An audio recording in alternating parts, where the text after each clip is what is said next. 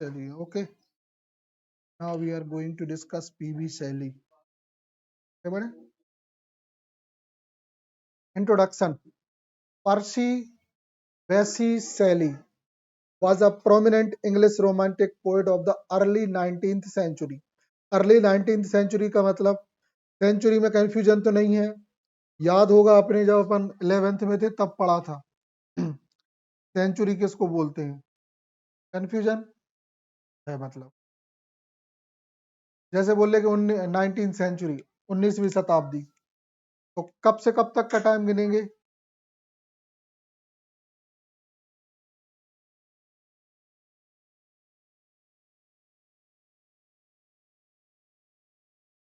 कब से कब तक का?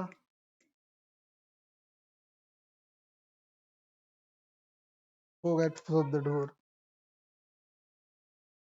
एनिमल्स।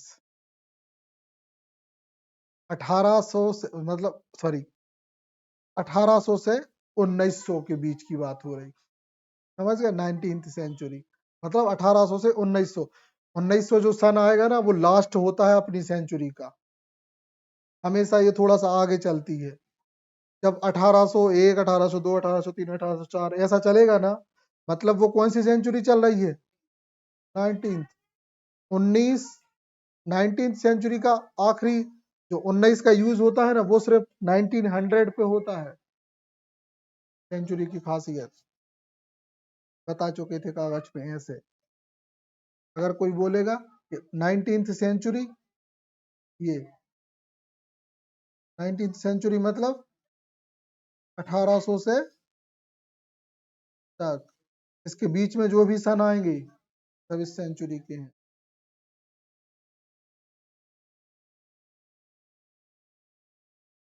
वो 20th सेंचुरी। हम लोग कौन सी सेंचुरी में है?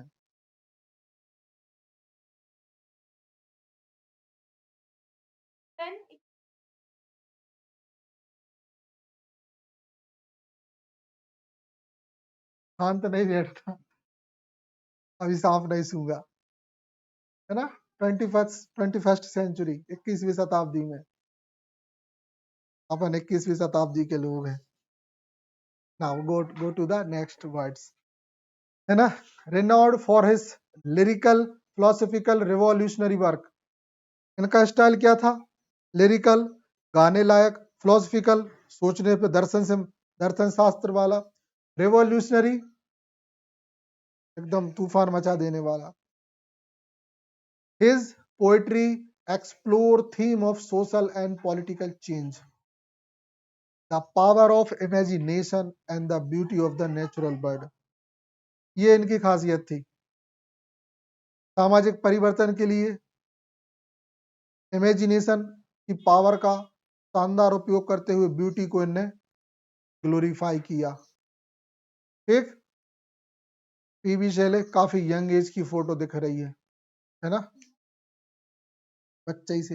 अच्छा, ये दोनों की, तीनों की खासियत क्या थी?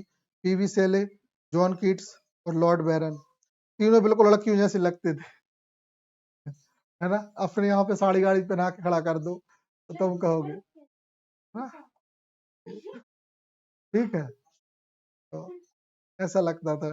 ठीक है। अच्छा, शैले अपनी यहाँ पे लड़कियों का नाम होता है शैली, हिंदी में लोग समझ गए, हमारे खुद के क्लासमेट है शैली, ऐसा होता है। चलो, ओके, ठीक।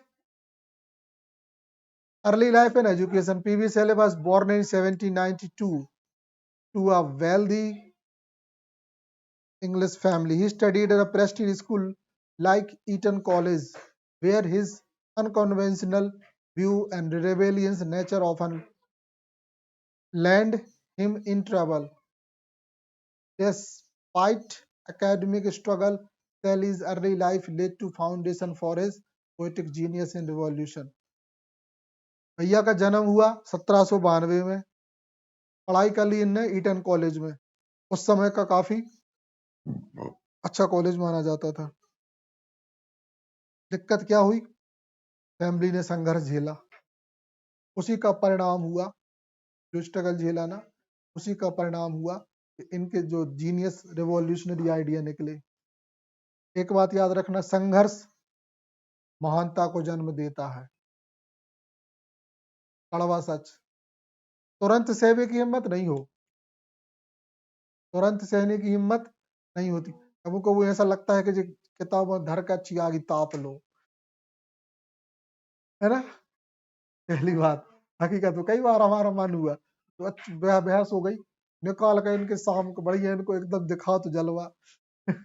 मगर फिर देखा कि भाई ये एक एक रुपये करके जो निकल ये रे, बाढ़ में जाओ तुम्हारे जैसे सोटैया रोतने हैं।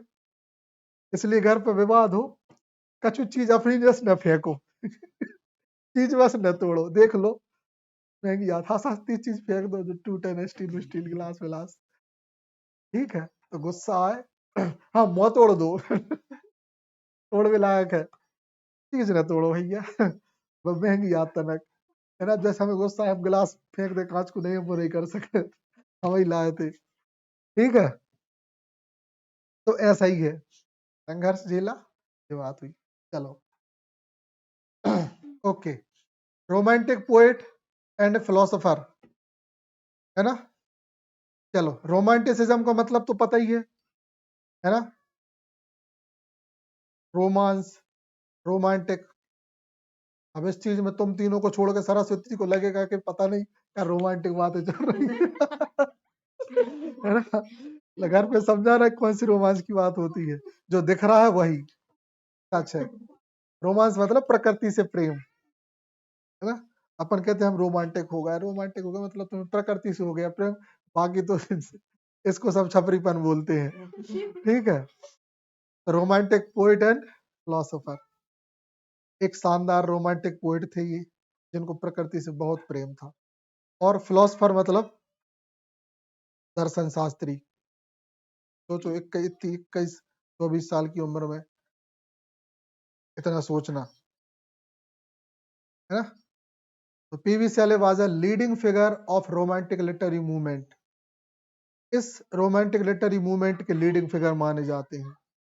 Known for his visionary poetry and philosophical idea, अपनी विजनरी पोएट्री के लिए, blending lyrical verse with profound metaphysical theme,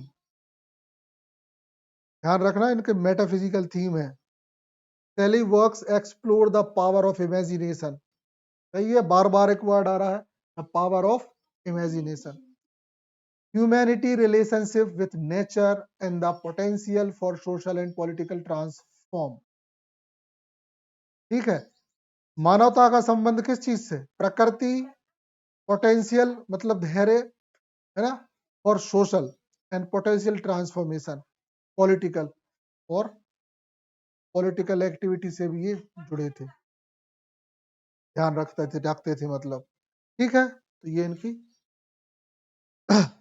दो information. Ode to the West Wind, a lyrical meditation। अच्छा, मेडिटेशन के बहुत सारे तरीके होते हैं।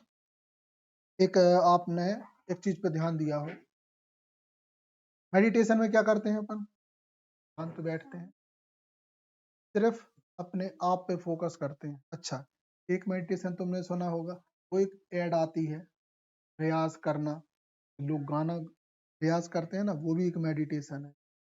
अच्छा, मेडिटेशन के तरीके बहुत भयंकर होते हैं, सब अलग अलग तरीके से कर, हम भी एक मेडिटेशन करते हैं, अलग ही मेडिटेशन, मतलब लोग ना मेडिटेशन का तो आविष्कार भी कर सकते हो, हम ऐसा मानते हैं कि मेडिटेशन का अपना अलग ही तरीका होता है। देखो, कोई शांत बैठ के करता है, लोग गलत कहते हैं कि यार मेडिटेशन सिर्फ शांत बैठ के ऐसे करके ही किया जाता ना। मेडिटेशन जो सिंगर्स होते हैं ना, वो लोग जरूरी नहीं योगा मोगा करते, हाँ रियाज करके मेडिटेशन कर, माइंड को focus। हम जैसे कि मेडिटेशन कैसे करते हैं, हम तो गाड़ी चलाते चलाते कर, the new way of meditation, riding, है ना शानदार, ऐसे समझो। देखो मेडिटेशन की सबसे बड़ी खासियत ये होती है कि आपको उस काम के दौरान सबसे पहले सेफ जोन में रहना होता है। जब हम मेडिटेशन मान लो गाड़ी चलाते हुए अगर कर आंख बंद नहीं करते हैं, आंख बंद नहीं की जाती राइडिंग के ड्यूरिंग राइडिंग, है ना। तो सबसे पहले सेफ जोन मतलब जो सफेद पट्टी होती है ना हाईवे पे, उसके बाजू में वो सेफ जोन होता है। हमें हाईवे पे तो व्हाइट पट्टी होती है, उसके वो पैदल लोगों के लिए होती है। तो आपकी गाड़ी वहां होनी चाहिए और आपकी स्पीड 25 होनी चाहिए। पहुंच गए आप सेफ जोन 25 में, आप ऐसे गिरे भी ना, पेंट में भी खरोच नहीं आने तुम, धूरा धूरा लगे झरा कर। और इस तरफ कोई नहीं होता, आप ही अकेले होते हैं। ऐसी जगहों पे साइकिल में भी अगर आप चलते हो तो जब खाली जगह होती है तभी करो। जैसे कि मान लो अ, जोबा, जो बस्ती के जोबा टर्न से आपके गांव तक वो बेस्ट जोन कहलाता है। तो मतलब दिमाग को शांत रखा जाता है, बस फ्री छोड़ दिया जाता है, जहां वो सोचना चाह रहा है सोचने दो, बस बुरी चीजें नहीं सोची जाती, तकलीफ नहीं दी जाती दिमाग। हालांकि ये समझना आसान नहीं है, ये बड़ी बड़ी थ्योरीज होती हैं। बस ये समझ लो कि मेडिटेशन ऐसे भी हो सकता है, दिमाग तेज होता है उससे। बताएंगे अलग से क्लास में, अभी वापस आए फिर। हाँ, a lyrical meditation on the destructive regenerative power of wind। जो हवा होती है ना, हवा, उसके चीजों को नष्ट करने की और बनाने की क्वालिटी की बात की जा रही है। हमने नहीं पढ़ी अभी पोयम, अपन पढ़ेंगे। Seen as a symbol of nature cycle force, ऐसे कहते हैं ना, मृत्यु और जन्म, एक चक्कर चलता है, साइकिल है एक प्रकार। ऐसी प्रकृति भी क्या करती है, तूफान आता है, तबाही लाता है, चीजें फिर से पौधे उगते हैं और सुंदर बनता है। तो हर तबाही के बाद एक नया नई शुरुआत होती है, आया समझ। तो इसमें इस चीज के बारे में बात है, पहली चीज, ठीक। ओके, अब दूसरा देखें, ओजी मैंडियस।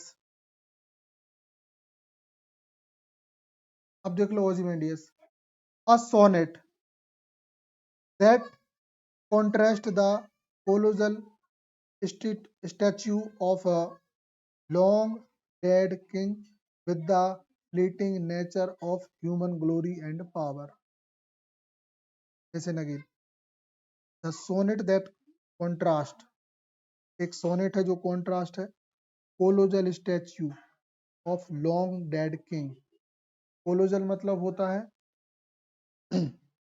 ये वर्ड बना है कॉलोनीज से, कॉलोनीज, कॉलोनी समझ लेना अंग्रेजों वाली कॉलोनीज में बहुत सारा बताना पड़ता है एक शब्द के पीछे का पूरे बैकग्राउंड। हम पे ब्रिटिश लोगों ने राज किया, उसको हम बोलते हैं कॉलोनियल रूल। क्या बोलते हैं? हाँ, हम लोग ब्रिटिश की क्या थे, कॉलोनी थे, कॉलोनी नहीं ठीक है। हाँ, तो ये वो कोलोजल स्टैच्यू है। कितना कितना बड़ा बड़ा बैकग्राउंड होता है एक एक वर्ड के पीछे, पूरी कहानी बतानी पड़ती है, पूरा टाइम खा जाते हैं जी, चीज पता होना चाहिए। तो ये सोनेट है, कॉन्ट्रास्ट है। कॉन्ट्रास्ट मतलब देखा है ना, अरे आंखों में गड़ना, कछु कछु लाइट कितने तेज रहते हैं, आंखों में चुभते हैं, कॉन्ट्रास्ट। अब समझे कॉन्ट्रास्ट, ये बहुत हैवी वर्ड्स है जो तुम्हें पता चल रहे हैं, अच्छे से समझते जाना भाई क्योंकि क्लास के दौरान, जहाँ क्लास कॉलेज में होती है, वहां कोई तुम्हें कॉन्ट्रास्ट का मीनिंग लेके नहीं बैठेगा ना कभी बताएगा। तुमने धोखे से पूछने की कोशिश करी तो एक कॉन्ट्रास्ट घाला और पहली चीज तो ध्यान रखना। तो एक कोलोजल स्टैच्यू, कोई किंग था, उसके कॉन्ट्रास्ट में ये है लॉन्ग डेड किंग, एक मरा हुआ बहुत राजा, उसका एक स्टैच्यू बना है। एक मरा राजा है उस समय का, उसका स्टैच्यू बना है, उसके कॉन्ट्रास्ट में, उसके विरोध में, मतलब ये पोयम लिखी गई है। Fleeting nature of human glory and power, इंसान की ग्लोरी, महानता और उसकी ताकत को बताया गया है। That's it. बहुत इंटरेस्टिंग कहानियां होती हैं जी। हमारा तो मूड बन जाए, जिस दिन हम पढ़ा था तो हमने निकाल कर कहानी सुन ली था, 14 घंटा घूम लिए थे, टहल लिए थे, कहानी अब और आई है। बट टू द वेस्ट इन सिलेबस में पूरा तो जानो बंदे को, है ना, सबसे बड़ी शानदार बात। और कल तो ट्रेजिडी, कल पूरा दिन ही ट्रेजिडीज में गुजरा, दिन ही क्या, सुबह मतलब ना परसों के दिन ये रिकॉर्ड ना हुआ, और कल क्या हुआ, शाम को नेट खत्म हो गया, कल की क्लास अटेंड नहीं की, मजा आ जाता। पूरा जो कैंटरबरी टेल है ना, ऐसे फैक्ट जो हमें खुद भी नहीं पता थे, वो सारे बताए उसने। कैंटरबरी टेल में क्या क्या होते हैं, क्वालिटीज, मजेदार क्लास थी। हम भी मिस करेंगे उसको हमेशा, तुम लोग भी मिस करोगे, वो नहीं कर, ये नहीं समझी होगी।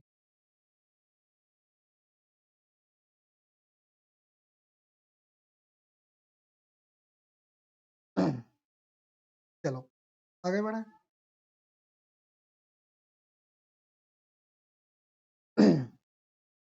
प्रोमेथियस अनबाउंड, देखो याद रखना, पहला ode to the waste wind एक लिरिकल हिम है। Ode to the waste wind क्या है, एक लिरिकल हिम है। ओzymandias एक सोनेट है, और Prometheus unbound complex 4 act drama, क्या है ये, ड्रामा है। कितने एक्ट का, 4 एक्ट का। री इंटरप्रेट, पोएटिक ड्रामा है। री interpret the Greek myth of Prometheus, एक ग्रीक कैरेक्टर था प्रोमेथियस, नाम ही बड़े खतरनाक होते हैं।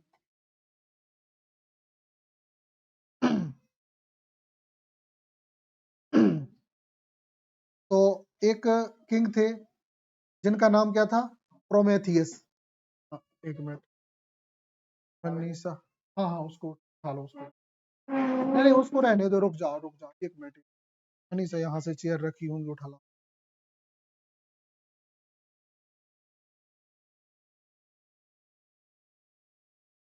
Prometheus Unbound, a complex 4-act poetic drama that reinterpret the Greek myth of Prometheus।